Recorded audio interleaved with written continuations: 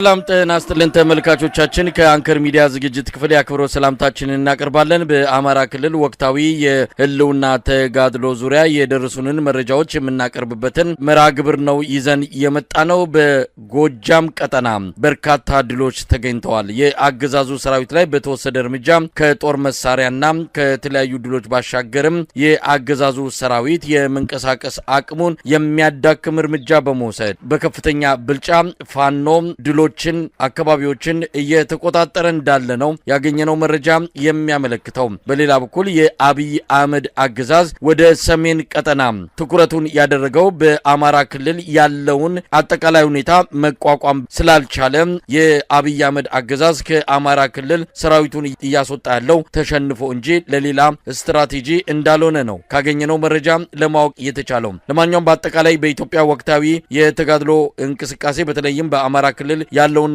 መነሻ በማድረግ ከዘውትር ተሳታፊያችን ጋር ቆይታ እናደርጋለን። በቀጥታ ወደሱ አልፋለሁ። የተለያዩ አካባቢዎች ያሉትን ተጋድሎች የተመለከተ መረጃ አሰባስባል። ወደ አንተ በቀጥታ ልለፍ። አመሰግናለሁ መሳይ። እንግዲህ ከሰሞኑ በዚህ 5 ቀንና 6 ቀናት ውስጥ የማዕከላዊ ጎንደርና የደቡብ ጎንደር ወታደራዊ ድሎች በጣም በከፍተኛ ደረጃ ተፋፍሞ በቀጠለበት ሰዓት ጎጃም ምን ነው ዝም አለ፣ ምንድነው እንቅስቃሴ አያደርግም እየተባለ ሲታማ ነበረ። ነገር ግን ለካ ራሳቸው ኃይላቸውን እያደራጁ ትጥቃቸውን እያደራጁ ጥናት እያደረጉ አሁን ዛሬ ከሰሜን ጎጃም ጀምሮ ከአቸፈር ጀምሮ እስከ ጫፍ እስከ ደጀን ድረስ 3ቱም ዞኖች ያካለለ ምናልባትም 4ቱን ዞኖች ያካለለ የምዕራብ ጎጃም፣ ሰሜን ጎጃም፣ ምስራቅ ጎጃምና የአገዋዊ ዞንን ያካለለ በርካታ አውደ ውጊያዎችን ከፍቶ የአገዛዙ ጦር በጣም በከፍተኛ ደረጃ እየመታው እንደሚገኝና በተለይ በጎጃም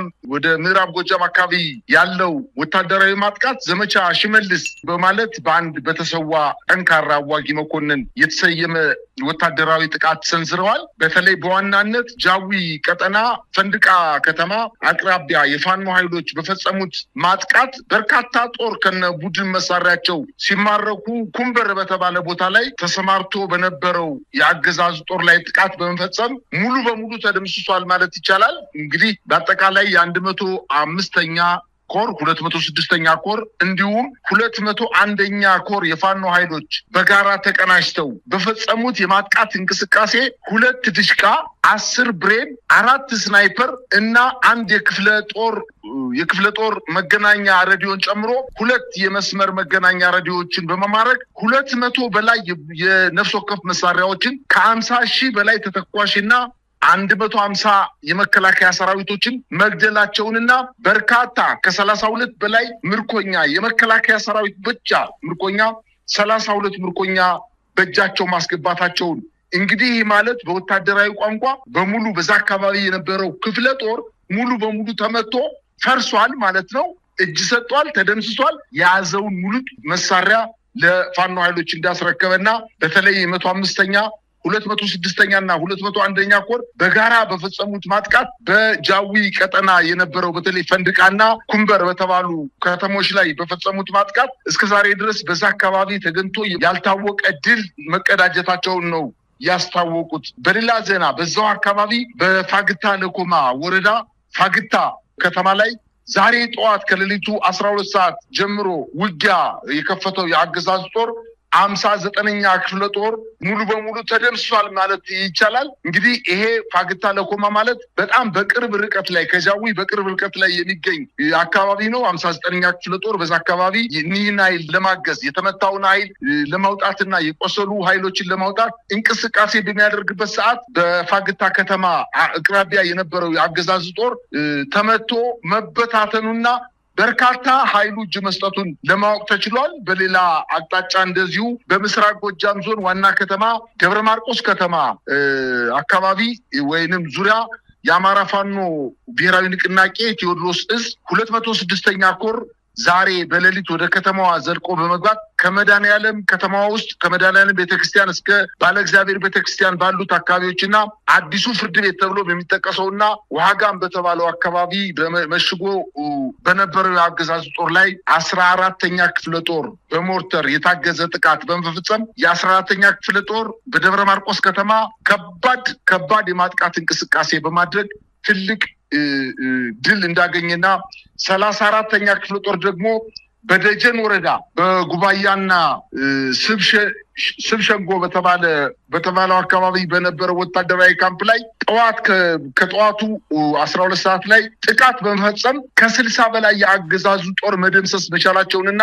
በተለይ ይሄ በተመሳሳይ ሰዓት ደብረ ማርቆስ ከተማ 206ኛ ኮር ጥቃት በሚፈጽምበት ሰዓት ወደ ደብረ ማርቆስ ከተማ ሌላ ኃይል እንዳይመጣ ለማድረግ 34ኛ ክፍለ ጦር ደግሞ በደጀን ወረዳ ጉባያና ስብሸንጎ በተባለው አካባቢ ላይ ጥቃት በመፈጸም ተናቦና ተጋግዞ እንዳይሄድ በማድረግ ትልቅ ድል ማግኘታቸውን አስታውቀዋል። እንግዲህ በጎጃም አካባቢ አሁንም በርካታ ውጊያዎች እየተደረጉ ሲሆን በደባይ ጮቄ ወረዳ ምስራቅ ጎጃም ማለት ነው 24ኛ ክፍለ ጦር የ24ኛ ክፍለ ጦር ቁይ ከተማ ላይ ሰፍሮ በነበረው የአገዛዝ ጦር ላይ በፈጸሙት የማጥቃት እንቅስቃሴ ይሄ ደግሞ በጣም የሚገርም ነው። ከሌሊቱ 12 ሰዓት እስከ 6 ሰዓት በተደረገው ውጊያ ከ125 በላይ የአገዛዙ ጥምር ጦር ሙትና ቁስለኛ ማድረግ መቻላቸውንና በዚህ አካባቢ ከደጀን ከተማ እስከ ጎጃም ባህር ዳር ጫፍ ድረስ የጎጃም አጠቃላይ የሚንቀሳቀሱ ኮሮች፣ እዞች፣ ክፍለ ጦሮችና የተለያዩ ወታደራዊ የዝ ጠገገት ያላቸው የፋኖ ኃይሎች በተመሳሳይ ሰዓት በርካታ የጦር እንቅስቃሴ በማድረግ በአገዛዙ ጦር ላይ ከፍተኛ የሆነ የማጥቃት እንቅስቃሴ በማድረግ ድሎችን እየተቀዳጁ እንደሚገኙ ነው ለማወቅ የተቻለው። በሌላ አቅጣጫ እንግዲህ በወሎ አካባቢ ከአንድ ሳምንት በፊት ጀምሮ በተለይ በምዕራብ ወሎ አካባቢ ከፍተኛ ውጊያ እየተደረገ በርካታ የአገዛዙን ጦር መደምሰሳቸውንና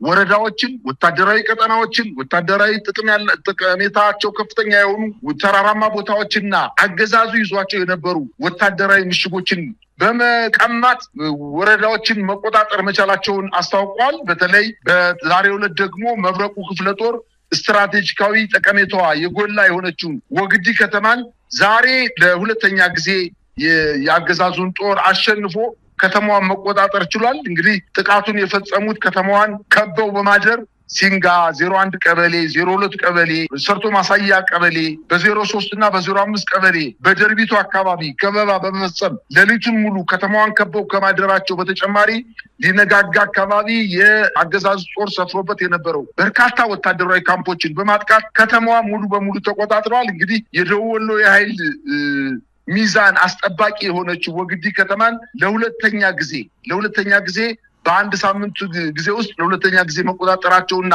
ከዚህ በፊት የአገዛዙ ጦር የአገዛዙ 11ኛ እዝ ምክትል አዛዥ ዘውዱ ሰጣርጌ ከወጦ ትግራይ አዋሳኝ አካባቢዎች ላይ ጦሩን ይዞ የሄደ ቢሆንም አሁንም ወደዚህ ቀጠና ተመልሶ ይህንን በተለይ መቅደላን፣ ተንታን፣ አማራ ሳይንትና ገነቴ የተባሉ አካባቢዎችን መልሶ ለመቆጣጠር አሁን በከባድ መሳሪያ ውጊያ እያደረገ ቢሆንም የኃይል መዛባት ደርሶበት ተመልሶ ወደ መጣበት እንኳን መሄድ በማይችልበት ደረጃ ሰራዊቱ ተበትኖ እንደሚገኝና በርካታ የአገዛዙ ጦር እጅ መስጠቱንና ከፍተኛ ቁጥር ያለው የአገዛዙ ጦር መደምሰስ መቻሉንና ይሄን አካባቢ የአገዛዙ ጦር መልሶ ለመያዝ ብቻ ሳይሆን በውጊያው ሰዓት ከባባድ መሳሪያዎችን፣ ሞርተሮችን፣ ድሽቃዎችን፣ መድፎችን እንዲሁም ዙ23ቶችን፣ ፔፔ ታንኮችን እና የድሮን ጥቃት እያደረገ አካባቢዎችን ለመቆጣጠር ጥረት ቢያደርግም በፍጹም ያልቻለበት ደረጃ ላይ በመድረሱ እየተመለሰና ተበትኖ በገጠሩ የአርሶ አደር ቤት እየተደበቀ እንደሚገኝ ነው መረጃዎች እያመላከቱ የሚገኙት። የአማራ ፋኖ ብሔራዊ ንቅናቄ በዛሬው ዕለት ሶና ወራና ወረዳ መሃል አምባ እና ጭራር ደብር ቀበሌ ላይ የሸዋ ጠቅላይ ግዛት እዝ ጥቃት ከፍቶ አመርቂ ድል ማግኘቱን ቀጠናው የፋኖ የቀጠናው የህዝብ ግንኙነት ኃላፊ አስታውቋል። በአጠቃላይ በጎጃም በተለይ በበርካታ የጎጃም አካባቢዎች በማቻከል ወረዳ በአማኑኤል እንዲሁም በምዕራብ ጎጃም እና በምስራቅ ጎጃም አዋሳኝ የወረዳዎችና ቀበሌዎች ላይ የአማራ ፋኖ ብሔራዊ ንቅናቄ የቴዎድሮስ እዝ ከፍተኛ የሆነ ጥቃት ፈጽሞ በርካታ ድሎችን ማግኘቱን ነው የታወቀው። ከዚህ በፊትም በዳንግላ አካባቢ ጥቃት ፈጽሞ ሞርተሮችን፣ ድሽቃዎችን ከ120 በላይ የአገዛዙን ጦር ሙትና ቁስለኛ ማድረጉ ይታወሳል። አሁንም ትግሉ ተጠናክሮ የቀጠለ እንደሆነ ነው መረጃዎች ያመላከቱ የሚገኙት። እንግዲህ ቀደም ሲል በመግቢያ ላይ እንደገለጽኩት የአብይ አህመድ አገዛዝ በአማራ ክልል እየገጠመው ያለውን መጠነ ሰፊ ወታደራዊ ኪሳራ መቋቋም እንዳቃተው ለዚህም ሌላ ሰበብ ምክንያት እየፈለገ እንዳለ የብልጽግናው አገዛዝ በዋናነት አብይ አህመድ በአማራ ፋኖች ተሸነፍኩ የሚለውን ትርክት አሸናፊ ሆኖ እንዳይወጣ ይልቅስ ሌላ አሸናፊ ኃይል እየፈለገ ያሸነፈን ህወሓት ነው ያሸነፈን ሻዕቢያ ነው የሚል ምክንያት እየፈለገ ለራሱ የሚጽናና እንደሆነ በደንብ የተረዳንበት ሁኔታ ነው ያለው። ፋኖ በራሱ እቅድ በራሱ ኃይል በራሱ መስዋዕትነት ድል ሲያስገኝ ከጀርባው እከለ ያለ እነዚህ ናቸው የሚደግፉት እያለ የፋኖን ድልና የፋኖን ተጋድሎ ለማጣጣል የሚሄድበት ርቀት አሁን በተለይም ሽንፈቱ ሙሉ በሙሉ ገሃድ እየወጣና የአደባባይ እውነት እየሆነ ሲመጣ ወደ ሌላ አካባቢ ሰራዊቱን በማንቀሳቀስ የተሸነፍኩት ወይም ደግሞ አማራ ክልል ላይ የፋኖ ኃይሎች የበላይነትን የያዙት ሰራዊቱን በማስወጣቴ ነው የሚል ምክንያት ከወዲሁ አዘጋጅቶ እየተንቀሳቀሰ እንዳለ ነው ለመረዳት የተቻለው። እንደ ባለፈውም እንዳነሳሁት በአማራ ክልል የፋኖ ኃይሎች ሁሉን ነገር ማድረግ የሚችሉበት ጦርነትን ማስቆም ጦርነትን ማካሄድ ከአብይ አህመድ በላይ የአማራ ክልል ሁለንተናዊ ሁኔታን የመወሰን የሚችሉበትን አጠቃላይ ነገር ኳሷን በእግራቸው ስር ያደረጉ እንደሆነ ምንም ጥርጥር የለውም። የኤርትራ ጋር ያለውም ከህወሓት ጋር ያለውም ፍጥጫ ፋኖ በኩል የመጣበትን አደጋና የመጣበትን ተጽዕኖ መቋቋም ስላልቻለም በእነሱ አማካኝነት በእነሱ ተሸንፍ ያለው በሚል ለአማራ ህዝብ ያለውን ንቀት ለማሳየት የሄደበት ርቀት እንደሆነ ይገልጻሉ። ለማንኛውም በአማራ ክልል ባለፈውም እንዳነሳ ነው የአብይ አህመድ አገዛዝ በፖለቲካውም በወታደራዊም ተሸንፏል። ምንም ማድረግ ከማይችልበት ሁኔታ ውስጥ ነው የሚገኘው። በዚህ አንጻር ምን ልናይ እንችላለን? በቀጣይ የአማራ ፋኖ ብሔራዊ ንቅናቄ አጠቃላይ ጥቃት ለመክፈት ዝግጅት እያደረገ እንዳለ ተነግሮናል። ይህንንም ለማከናወን የሚያስችላቸውን የወታደራዊና የፖለቲካዊ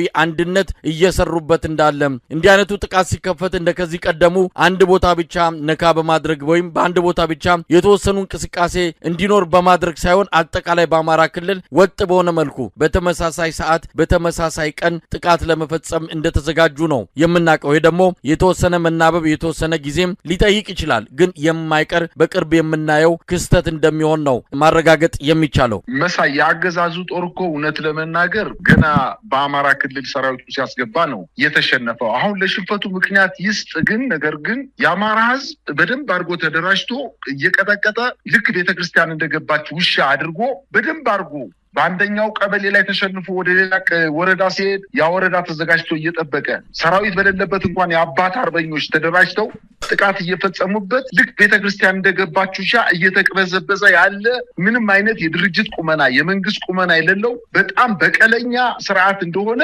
የአማራ ህዝብ ጠንቅቆ ያውቃል። አሁን ከሰሞኑ እንኳን መሳይ በሻውራ አካባቢ እንግዲህ መቼም በዩቲዩብ ህግ የሚከለክለው ስለሆነ እንጂ ያለቀው የመከላከያ ሰራዊት ያለቀው ሚኒሻ ያለቀው የአድማ ብተና ኃይል እንዴት ሆኖ እንደተቀበረ አይተናል። በዛ አካባቢ አሁን ጦርነት የለም። የፋኖ ኃይሎችን ቦታቸውን ይዘው ያንን አካባቢ ለቀው ወደ ሌላ የጦር ግንባር ለመዘጋጀት እንቅስቃሴ እያደረጉ ባለበት ሰዓት ምንም ውጊያ በሌለበት ድሮውን ጥሎ ውሃ የሚቀዱ ሴቶችን ከውሃ ጉድጓድ አጠገብ ቁሞ ያሉ ሴቶችን 3 ሴቶችን ነው የገደለው። አንድ ወንድ አብሯቸው ሙቷል። 4 ሰዎችን ገድሏል። ይሄን ነው እያደረገ ያለው። በቀል ነው እየፈጸመ ያለው። እንግዲህ የተሸነፈ ስርዓት እና የተበሳጨ መንግስት ሊያደርገው የሚችለውን ነገር ነው እያደረገ ያለው። አሁን ሽንፈቱን መዋጥ አለመዋጥ የሱ ድርሻ ነው እንጂ በአማራ ክልል አገዛዙ ተሸንፏል። አሁንም እንዲያውም የሚባለው እኮ ቅድም እንደነገርኩልህ የ11ኛ እዝ ምክትል አዛዥ ጀነራል ዘውዱ ሰጣርጌ አሁን ከነገርኩ ከምዕራብ ወሎ አካባቢ የአማራን ህዝብ በመናቅ ተሸሽቶ ወደ ሰቆጣ አበርገሌ አካባቢ ተንቀሳቅሶ ነበረ። ነገር ግን የአካባቢ በሙሉ የቀረው የክፍለ ጦር የመከላከያ ክፍለ ጦር የተወሰኑ ክፍለ ጦሮችን ከቦ ማጥቃት ሲጀምር ተመልሶ ነው የመጣው። ተመልሶ መጥቶም እንደገና ተመልሶ ወደ ነበረበት ቦታ ለመሄድ እንኳን በማይችልበት ደረጃ በየተራራው ተከቦ እጅ ስጥ እየተባለ ነው የሚገኘው። ስለዚህ የአማራ ኃይል አሸነፈው የትግራይ ኃይል አሸነፈው እሱ የአማራ ጉዳይ አይደለም። አማራ ወይንም የአማራ ፋኖ ብሔራዊ ንቅናቄ ስራውን በአግባቡ እየሰራ ነው። የተማረኩ የመከላከያ ሰራዊት አባላትን እንዴት አድርጎ ተንከባክቦ እንደሚይዝ ምናልባትም በተደረጉ ውጊያዎች በአውደ ውጊያዎች ላይ እነዚህ የተማረኩ ሰራዊቶች ምናልባት የፋኖ ኃይሎችን አቁስለዋል፣ ገድለዋል። ባይገሉም ባያቆስሉም ሊገሉና ሊያቆስሉ የሄዱ ሰዎች ናቸው። ተኩሰውባቸዋል። የአሸናፊ ኃይሎች ዋነኛ መገለጫ ባህሪ የተሸነፈን ኃይል በአግባቡ መያዝ ነው። ይህን ከአባቶቻቸው ከአያቶቻቸው በአድዋ ጦርነት ጊዜ ከእምዬ ምኒልክ የወረሱት ትልቅ ክብር ስለሆነ ይህንን ነው እየፈጸሙ ያሉ።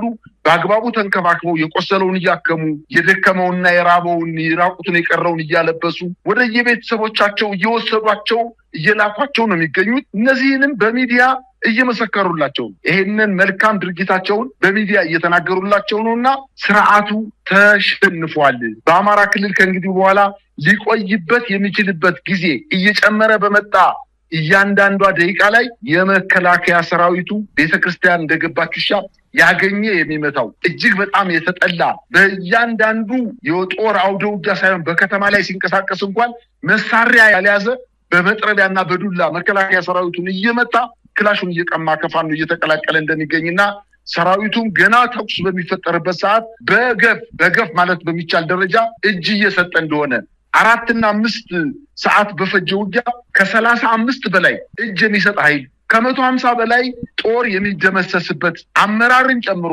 ዲሽቃዎች በበርካታ ቁጥር ሞርተሮች በበርካታ ቁጥር የሚማረክበት በመጋዘን ሙሉ ተተኳሾች ምናልባት አሁን በጃዊ አካባቢ የተደረገው ውጊያ በመጋዘን የተቀመጠ 50,000 የስናይፐርና የክላሽ ተተኳሽ በእጃቸው ማስገባታቸውን እንግዲህ በራሳቸው በሚዲያ በፋኖ የዩቲዩብ እንትናቸው ላይ ያሰራጩት ነገር ነው። ስለዚህ ሰራዊቱ ተሸንፏል። ከመሸነፍም በላይ ተዋርዶ መውጫ አጦ ምናልባትም በልመና ካልሆነ በስተቀር ከእንግዲህ በኋላ እንደፈለገ መኪና አስነስቶ ከአማራ ወደ ትግራይ ከትግራይ ወደ አፋር ከአፋር ወደ ኦሮሚያ ተንቀሳቅሶ ለማጥቃት የሚሄድበት እድል የተዘጋ መሆኑን ነው አብዛኛው የአማራ ህዝብ እየተገነዘበ ያለው። መሳይ እንግዲህ ዛሬ የአድዋ በዓል 130ኛ ዓመት መታሰቢያ እየተከበረን ያለው የአገዛዙ ሰዎች የሚሊቴሪውም ወታደሩም ሆነ የፖለቲካ አመራሮች የበዓሉን አጠቃላይ ባለቤትነት ነጥቀው ከኢትዮጵያ ህዝብ በሚያሳፍር ሁኔታ እነሱ የዚህ ባለቤት በዓል ዋና ባለቤት ሆነው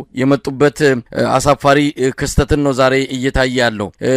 ባለቤቱ የመከላከያ ሰራዊት ሆናል። የመከላከያ ሰራዊት ደግሞ የአድዋ ልጆችን ነው እየገደለ ያለው። የአድዋ ልጆችን በአማራ ክልል፣ በትግራይ ክልል፣ በኦሮሚያ ክልል በየትኛውም የኢትዮጵያ ጫፍ ይሄ የአድዋ ባለቤት ተብሎ በአብይ አህመድ የባለቤትነት ሰርቲፊኬት የተሰጠው የመከላከያ ሰራዊት ኢትዮጵያንን ነው እየገደለ ያለው። በጣም የሚያሳፍር በጣሊያን ፋሽስት ኃይል እንኳን በዚህ ደረጃ ኢትዮጵያ ላይ እንዲህ አይነት ጉዳት እንደመጣ እንኳን የሚያሳዩ የታሪክ ማስረጃዎች የሉም። የብልጽግና ኃይል የብልጽግናው አገዛዝ ነው ኢትዮጵያን ተቆጣጥሮ ከአድዋ የአድዋን በዓል እንደ መሸፈኛና መደበቂያ አድርጎ ከጣሊያን የበለጠ ክፋትና ተንኮል ኢትዮጵያ ላይ እየፈጸመ የሚገኘው። እንደው ባጭሩ ይሄ የአድዋ ቀን ለፋኖ ታጋዮች፣ ለመከላከያ ሰራዊት አባላት፣ ለሌሎች ኢትዮጵያውያን ምን ማለት ነው? ዛሬ ላይ ሆነን ይህን በዓል ስናስታውስ እና አብይ አህመድ ባንዳና ባዳ የሚል ትርክ ታበጅተውለት በዓሉን የራሳቸው አድርገው የነሱን አገዛዝ፣ የነሱን ጭቆና፣ የነሱን ጸረ ኢትዮጵያ አካሄድ የሚቃወምን ባንዳና ባዳ የሚል የዳቦ ስም አውጥተውለት በዓሉን የራሳቸው አድርገው በተሳሳተና እጅግ በሚያሳፍር መልኩ በዓሉን የራሳቸው አድርገው እያከበሩት ነው ያሉት ፋኖች። ከዚህ አንጻር ይሄ ዘመን ኢትዮጵያን ነጻ የሚወጡበት ከምንም በላይ የአድዋ ልጆች ትክክለኛው ታሪክ ዳግም የሚመዘገብበት በመሆኑ ከዚህ አይነቱ አጠቃላይ የአገዛዙ የአውደ ዓመት አከባበር ሁኔታ ውጭ ሆነው በዓሉን እያከበሩ እንዳለ ነው የነገሩን። ለማንኛውም በዚህ ዙሪያ ላይ ምን ማለት ይቻላል? መሳይ የአድዋን ድል በዓል እኮ ለማኮሰስና ለማጥፋት የጀመረው ዛሬ አይደለም። ይሄ ሐውልት ወይም አድዋ 00 ፕሮጀክት ከመሰራቱ ከ5 ዓመታት በፊት መስቀል አደባባይ ላይ የመከላከያ የማርሽ ባንድ ባለሙያዎች ሙዚቀኞች ተሰብስበው ህዝቡ እንዳይጠጋ አድርገው ብቻቸውን ለማክበር እንቅስቃሴ አድርገዋል። ይሄ በጥላቻ የሰከረ በኢትዮጵያ ታሪክ ውስጥ ከኔ በላይ ሌላ መሪም ሌላም ገዥም ሊነሳ ሊወደስ አይገባም በማለት እንግዲህ አጼ ምኒልክ የመሩት እምዬ ምኒልክ በብልሃት የ5 ወር የእግር መንገድ አድርገው ወረኢሉ ላይ ጠብቀኝ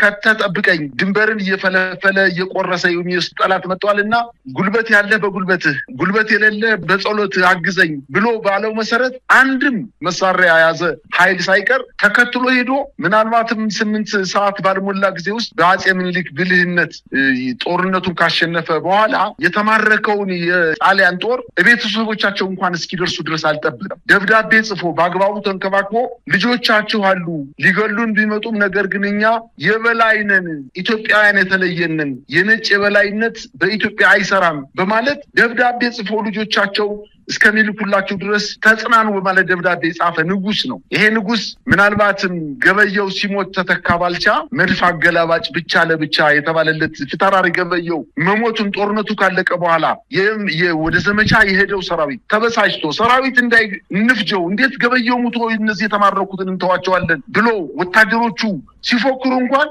አፊ ሩሩህ ነው የፋኖ ኃይሎችን ያደረጉት ከመጀመሪያው ጀምሮ ከ3 ዓመት በፊት ጦርነቱን ሊገላቸው የመጣውን ኃይል መማረክ በጀመሩበት ጊዜ ጀምሮ እየተመቱ እየቆሰሉ እየደሙ እንኳን የማረኩት ሰራዊት የበሉትን አብልተው የለበሱትን አልብሰው ወደ ቤተሰቡ መሄድ የሚፈልገው ወደ ቤተሰቡ እየላኩ የአባታቸውና ያታቸውን እምዬ ምኒልክን ታሪክ ነው የደገሙት። የአገዛዝ ጦር ምንድነው ያደረገው? በዚህ 3 ዓመት ውስጥ ሆስፒታል የገባ የፋኖ ቁስለኛ እንኳን አውጥቶ አስፋልት ላይ አረሸኑ።